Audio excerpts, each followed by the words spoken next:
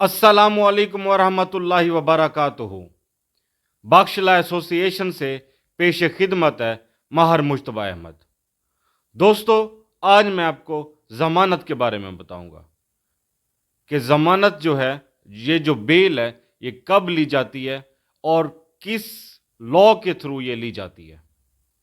और कौन सी अथॉरिटी जो है वो आपको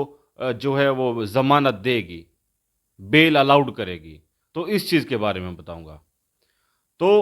इसकी जो मेजर दो टाइप्स हैं, प्री अरेस्ट बेल मीन्स ये कि जमानत कबल अज गिरफ्तारी, और दूसरी जो इसकी मेन टाइप है पोस्ट अरेस्ट बेल, जमानत बाद अज गिरफ्तारी या आफ्टर अरेस्ट। तो जब भी आप पे कोई एफआईआर होती है, किसी क्राइम का इल्ज़ाम लगता है, तो या तो आप अरेस्ट हो जाते हो या आप अरेस्ट नहीं होते। अगर आप अरेस्ट हो जाते हो तो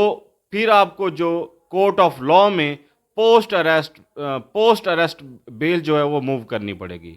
और जब आप अरेस्ट नहीं होते, मीन्स कि पुलिस आपको नहीं पकड़ती, थाने पे नहीं रखती या जेल में नहीं डालती, तब आप जो है वो प्री अरेस्ट बेल जो है वो कोर्ट ऑफ लॉ से मूव करोगे और कोर्ट ऑफ लॉ से आप जो है प्री अरेस्ट बेल अपनी कंफर्म कराओगे। तो सबसे पहले मैं आपको जो है प्री अरेस्ट बेल के बारे में बताऊंगा, जमानत कबल अज गिरफ्तारी, और इसके ग्राउंड्स बताऊंगा कि ये जो प्री अरेस्ट बेल है कब आपको जो कोर्ट ऑफ लॉ है देती है। तो सबसे पहले आप एक एप्लीकेशन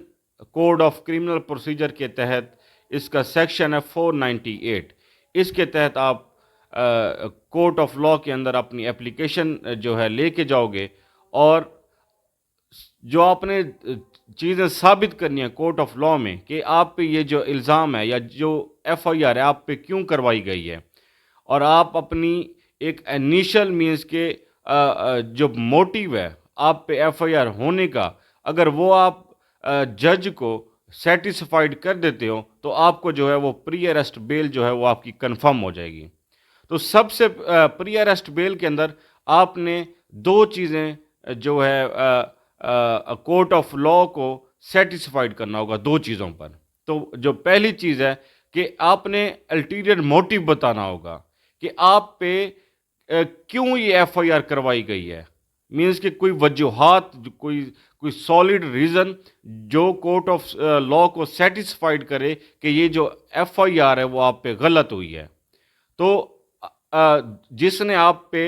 एफआईआर करवाई है, जो आपकी इल्ज़ाम का कंप्लेनेंट है, जो मुस्तगीस है, उसका अल्टीरियर मोटिव आपने बताना होगा कि ये एफआईआर करवाने का मोटिव क्या है। कोई पॉलिटिकल लड़ाई है या कोई ग्रुप बंदी की वजह से एफआईआर हुई है या किसी गलत इंटेंशन की वजह से आप पे जो एफआईआर करवाई गई है, या कोई आपका मिसाल के तौर पर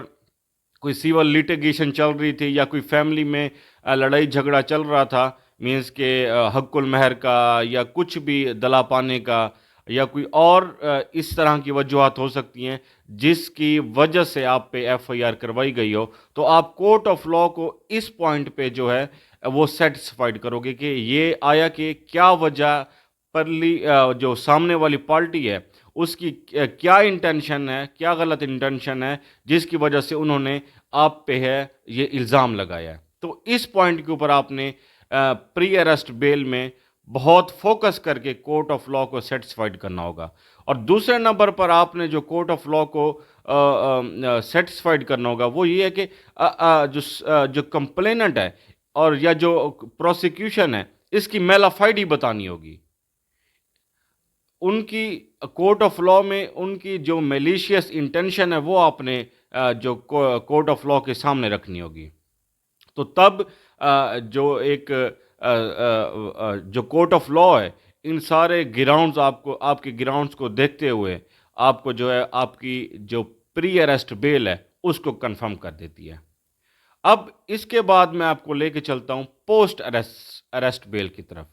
जमानत बाद अज गिरफ्तारी या आफ्टर अरेस्ट बेल।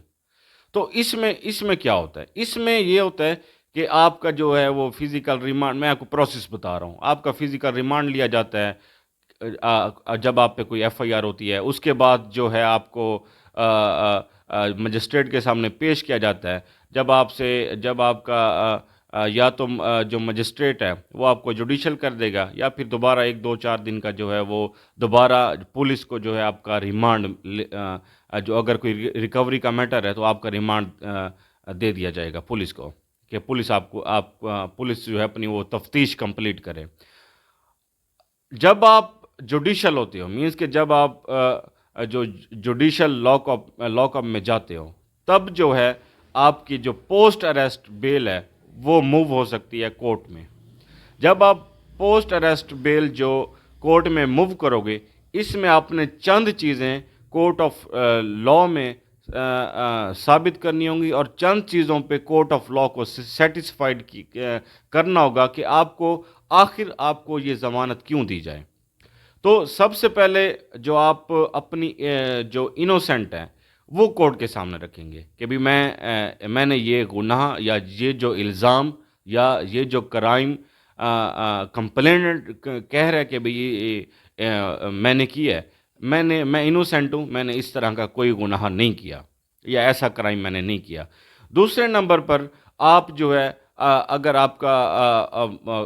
جو سابقہ ریکارڈ بالکل بھی نہیں ہے تو یہ بھی ایک گراؤنڈ ہے، یہ بھی آپ کورٹ آف لا کے سامنے رکھو گے کہ بھی میں نے نہ پہلے کی زندگی میں اس طرح کا کوئی گناہ کیا ہے، نہ اب میں نے اس طرح کا گناہ کیا ہے، اور نہ ہی ایسے گناہ کرنے کی انٹینشن میری ان فیوچر ہے۔ دوسرے نمبر پر آپ جو کورٹ آف لا میں جو اپنا موقف رکھو گے وہ یہ رکھو گے کہ بھی میں ایک انوسینٹ ہوں، اور جوڈیشل لاک اپ کے باہر آنے کے بعد میں جو پروسیکیوشن کی جو ایویڈنس ہے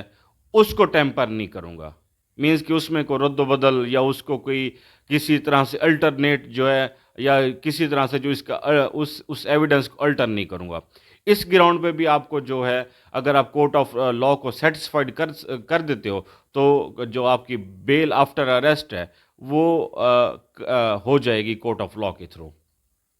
اور اس لا کو شور کروانا ہوگا کہ بھئی یہ ایک مجھ سے کسی قسم کی کوئی ریکوری نہیں ہوئی، مینس کہ پولیس نے دوران تفتیش مجھ سے کچھ نہیں ریکور کیا، اور نہ ہی میرے پاس